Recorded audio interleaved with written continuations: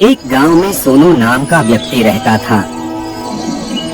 वह बहुत घमंडी और आलसी था। वैसे तो वह किसान था, लेकिन नाम का।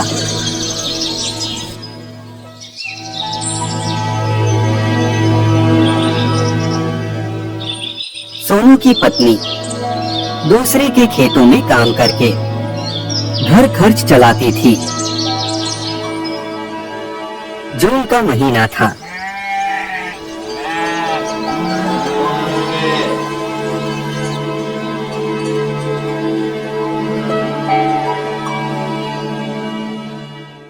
उस रात मेघना खेत में काम करके घर में आती हैं। तभी सोनू गुस्से से बोलता है, देखो मेघना, गर्मी है तो इसका मतलब ये नहीं कि तुम जब मर्जी तब घर में आ जाओगे। यह सब सुनकर मेघना का गुस्सा 7वें आसमान पे पहुंच गया। अच्छा, तो आप मुझसे ऐसे बात करेंगे? एक तो मेरा गर्मी के मारे बुरा हाल है और आप रोग झाड़ रहे हैं। मेघना, मैं रोग नहीं झाड़ रहा हूँ। जरा टाइम तो देखो क्या हुआ है। रात के 8:30 हो गए हैं। ये कोई वक्त है घर आने का? देखो जी, मेरा दिमाग खराब मत करो। गर्मी के मारे बुरा हाल था, इसीलिए मैं मेघना भाभी के घर कूलर की हवा खाने चली गई थी। तो फिर वहीं क्यों नहीं रह गई? कंबल ओढ़ के रात भर वहीं सो जाती। देखो जी, मेरा दिमाग खराब मत करो। इसमें दिमाग खराब करने वाली क्या बात है? आजकल का माहौल तुम तो जानते ही हो। और हाँ, मेघना भाभी का पति पूरे गांव छिछोरेपन के लिए कितना बदनाम है, तुम्हें तो पता ही होगा। मुझे तुम्हारी कितनी चिंता होती है, पता है तुम्हें? अच्छा, तो इतनी चिंता है मेरी, तो कोई ध्यान का काम क्यों नहीं कर लेते? पत्नी दिन भर धूप में काम करके आए तो थोड़ी देर पड़ोस में कूलर की हवा खा ले, तो इतना गुस्सा। हर बात का तुम उल्टा मतलब क्यों निकाल देती हो? तुम्हें तो पता ही है गर्मियों में मुझे कितनी गर्मी लगती है। मेरा काम करने में बिल्कुल मन नहीं लगता। आप तो रहने ही दो। गर्मियों में आपको गर्मी लगती है तो सर्दियों में सर्दी, और तो और बरसात के मौसम में सारे काम बंद ही रहते हैं। अच्छा चलो, वो सब छोड़ो। क्या तुम्हें पता है, मैं तुम्हारा इंतजार 2 घंटे से कर रहा हूँ। मुझे इतनी जोरों की भूख लगी है, मेरे लिए जल्दी से कुछ बना दो। आज मैं आपके लिए कुछ नहीं बनाने वाली हूँ। हाँ, मैं सच कह रही हूँ। आज से मैं कोई काम नहीं करने वाली हूँ जब तक आप मुझे एक कूलर नहीं ला देते। यह सब सुनकर सोनू का दिमाग खराब हो जाता है। मेघना, ये तुम क्या मजाक कर रही हो? मुझे बहुत जोरों की भूख लगी है, जल्दी से मेरे लिए कुछ ना कुछ बना दो। देखिए जी, मुझे जो कहना था सो कह दिया। जब तक मुझे कूलर नहीं मिल जाता, मैं घर का एक काम नहीं करूँगी। आपको जो करना है वो कर लीजिए। मैं आपको धमकी दे रही हूँ, अगर आपने मेरी बात नहीं मानी तो मैं अपने मायके जाके अपने भाइयों को आपके बारे में सब बता दूंगी कि आप कोई काम नहीं करते हो और खुद ना काम करके मुझसे सारा काम करवाते हो और ऊपर से मुझ पे खूब चिल्लाते हो। फिर देखना वह तुम्हारा क्या हाल करते हैं। सोनू अपनी पत्नी की बात सुनकर डर जाता है और चुपचाप जाके बिना खाए पिए खाट पर लेट जाता है। सोनू रात भर सोचता रहा कि कूलर का इंतजाम कहां से करेगा। अगले दिन सोनू घर से बाहर निकला था ही तभी सब्जी बेच रहा मजाकिया पंकज लाल कहता है, अरे क्या हुआ सोनू भैया, इतनी गर्मी में आप बाहर कैसे निकल रहे हैं? तुमसे मतलब अपने काम से काम रखा करो। अरे सोनू भैया, मुझे आपकी चिंता हो रही थी, कहीं आप इतनी तेज धूप में बेहोश ना हो जाओ। तब भाभी जी का ख्याल कौन रखेगा? वैसे भी वो कितना काम करती हैं, दिन भर काम करके थक जाती हैं। जरूर सोनू भैया उनका पैर दबाते होंगे। सोनू अपनी पत्नी के बात से वैसे ही बहुत परेशान था पंकज ने उसका गुस्सा और भड़का दिया। सोनू गुस्से से पंकज को एक जोरदार थप्पड़ मार देता है। जरा देख तो लिया कर सामने वाले का मूड कैसा है, और तेरा मजाक खत्म होने का नाम ही नहीं ले रहा है। तभी वहाँ मुखिया आ जाता है।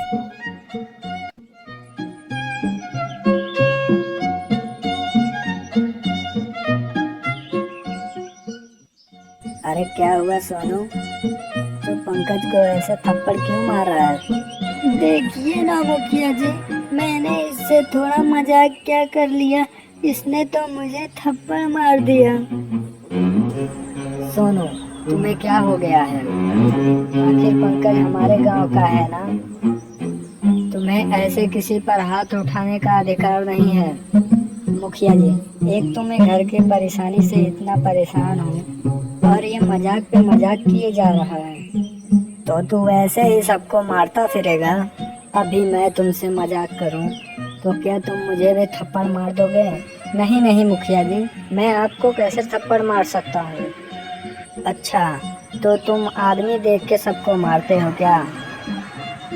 नहीं मुखिया जी, मैं ऐसा नहीं करता हूँ। मुखिया जी, आप तो जानते ही हैं मैं गर्मी में काम नहीं कर पाता हूँ, फिर भी मेरी पत्नी ने मुझे 2 दिन का समय दिया है कि मैं कहीं से भी कूलर का इंतजाम करवा दूँ। अगर जो मैं कूलर का इंतजाम नहीं करता हूँ तो वो अपने भाइयों से मुझे बहुत पिटवाएगी। अब आप ही बताइए मुखिया जी, मैं क्या करूँ? अच्छा, तो ये बात है। तब तो तू ये सोच सोच के परेशान हो रहा होगा कि तेरी औकात पंखा खरीदने के भी नहीं है, तो तू कूलर कहाँ से खरीदेगा?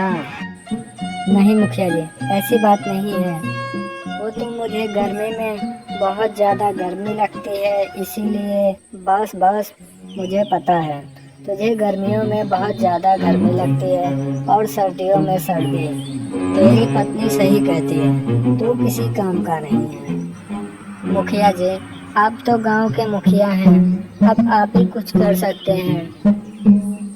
देखो भाई, मैं इस काम में तुम्हारी कोई मदद नहीं कर सकता। अगर तुम थोड़ी देर धूप में काम करोगे तो मुझे पता है कि तुम बेहोश हो जाओगे। तुम्हें सिर्फ एक ही काम आता है, तुम लोगों को मूर्ख बनाने में बहुत ही नंबर 1 हो, जैसे तुम हम लोगों को मूर्ख बना रहे हो। मुखिया हंसता हुआ वहाँ से चला गया। सोनू भी गुस्से से वहाँ से निकल जाता है और एक पेड़ की छाव में बैठ जाता है और गंभीर सोच में डूब जाता है। तभी उसके कान में एक आवाज सुनाई देता है। भगवान के नाम पे कुछ दे दे रे बाबा। ए भिखारी, चल जा यहाँ से, मेरे पास कुछ नहीं है तुझे देने के लिए। वैसे भी मेरा मूड बहुत खराब है, बस 1 ही रुपया तो मांग रहा हूँ ना। मेरे पास नहीं है, अब तू यहाँ से चला जा। लग रहा है ये बहुत मार खा के आया है, इसीलिए इतने गुस्से में है। ए भिखारी, क्या बोला तूने? अब तू चला जा, नहीं तो मेरे हाथों तू बहुत पिटेगा। आज मार खाना तेरे भाग्य में लिखा है। अच्छा, तू तो बहुत बड़ा बाबा है क्या? हाँ, और नहीं तो क्या, मेरे पास दिव्य शक्तियाँ हैं, मैं सबका भविष्य देख लेता हूँ। अच्छा, तब तुम मेरा भी भविष्य देख लोगे? हाँ, क्यों नहीं। सोनू ने अपना हाथ आगे कर दिया।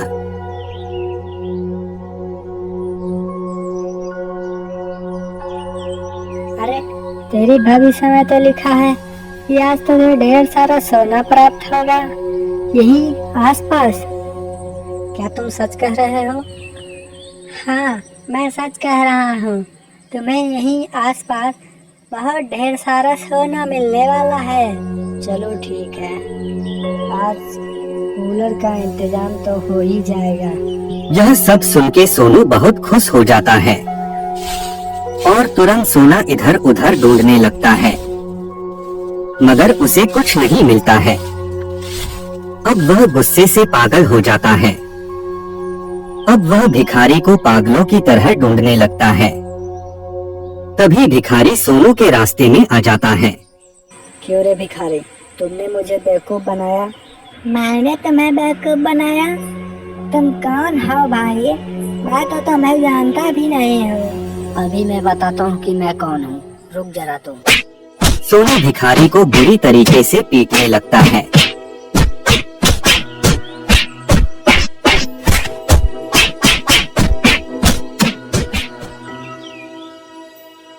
मुझे माफ कर दो भाई, मुझे माफ कर दो। वो क्या है ना, इस धंधे में बहुत पैसा है। अगर तुम इस धंधे में आओगे तो कुछ ही दिनों में अमीर हो जाओगे। क्या तुम सच कह रहे हो? हाँ भाई, मैं सच कह रहा हूँ। आजकल के लोग बहुत ही अंधविश्वासी हो गए हैं। वो तुम्हारी बात तुरंत मान जाएंगे। इतना कहकर भिखारी वहाँ से चला जाता है। सोनू भिखारी के बातों में आ गया और वो भी एक भिखारी का भेष बनाकर दूसरे गांव में निकल जाता है। सोनू गांव में इधर उधर घूम रहा था।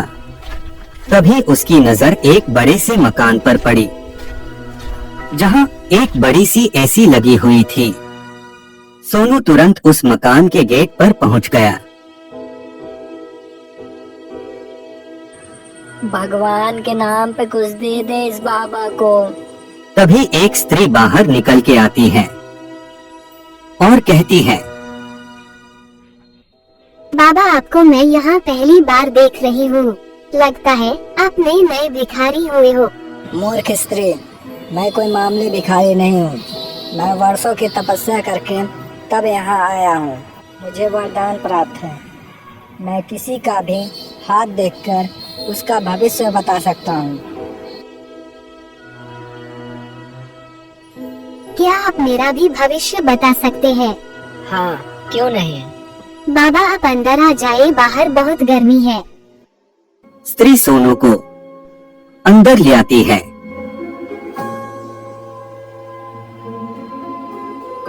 बाबा, आप मेरा हाथ देखकर बताए कि मेरे भविष्य में क्या लिखा है। ठीक है, अपना हाथ आगे करो।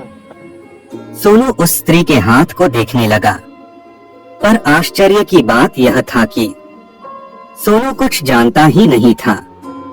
थोड़ी देर सोचने के बाद उसे याद आया कि उसने बाहर गार्डन में एक 10 साल का बच्चा झाड़ियों में कुछ ढूंढ रहा था।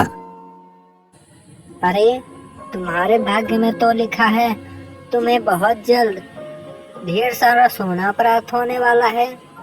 सोनू ने ये कहा ही था कि बाहर से एक लड़का भागता हुआ आया। उसके हाथ में एक बक्सा था। मम्मी मम्मी देखो, मुझे बाहर क्या मिला। सोनू देखकर हैरान हो जाता है। स्त्री तुरंत बक्सा खोलकर चेक करती है। उसके अंदर ढेर सारे सोने के सिक्के भरे हुए थे। स्त्री सोने के सिक्के देखकर जैसे पागल सी हो गई थी।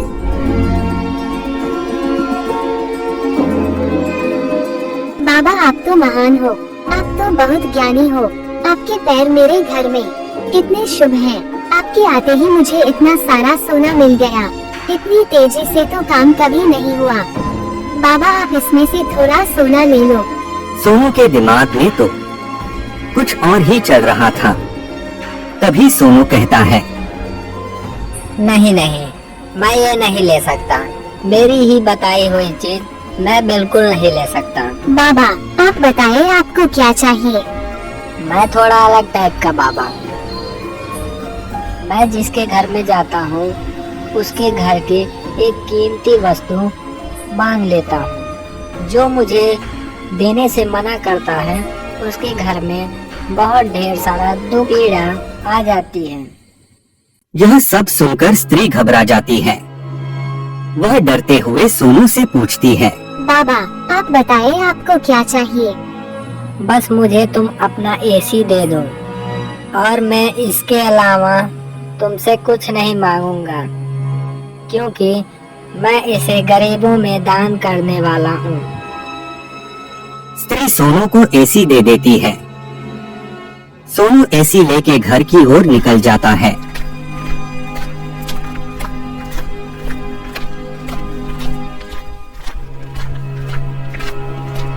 रास्ते में सोनू को एसी ले जाते देख गांव वाले हैरान हो जाते हैं।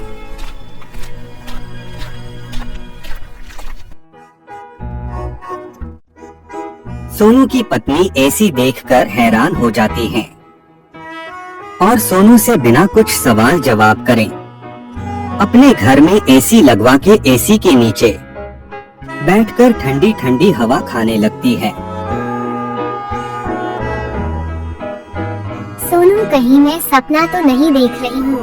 ये सब सच है ना? प्लीज बताइए ना। नहीं नहीं, तुम सपना नहीं देख रही हो। तुमने तो मुझे कूलर लाने के लिए कहा था, लेकिन मैं देखो तुम्हारे लिए एसी लेके आया हूँ। अचानक सोनू के घर में कुछ आदमी गांव के मुखिया के साथ घुस आए और उनमें वह भिखारी भी था। सोनू उन्हें देखकर डर जाता है। तभी उसमें से एक आदमी बोलता है, मैं उस स्त्री का देवर हूँ जिसे तुमने सोने का लालच देके पीतल का सिक्का थमा के उसका एसी ठग लाए हो। क्यों जी आप लोगों को धोखा देकर एसी लेकर आए हैं? हाँ मेघना, इसने ऐसा ही किया है। तुमने सही पकड़ा। इससे मैंने ये क्या कह दिया कि तुम लोगों को बेवकूफ बनाने में सक्षम हो। ये तो उसी धंधे पे चला आया। वो तो अच्छा हुआ, एंड वक्त पे इस भिखारी ने सबको सच सच बता दिया। तभी एक आदमी बोलता है, मारो इसे मारो। सभी लोग सोनू को पीटने लगते हैं।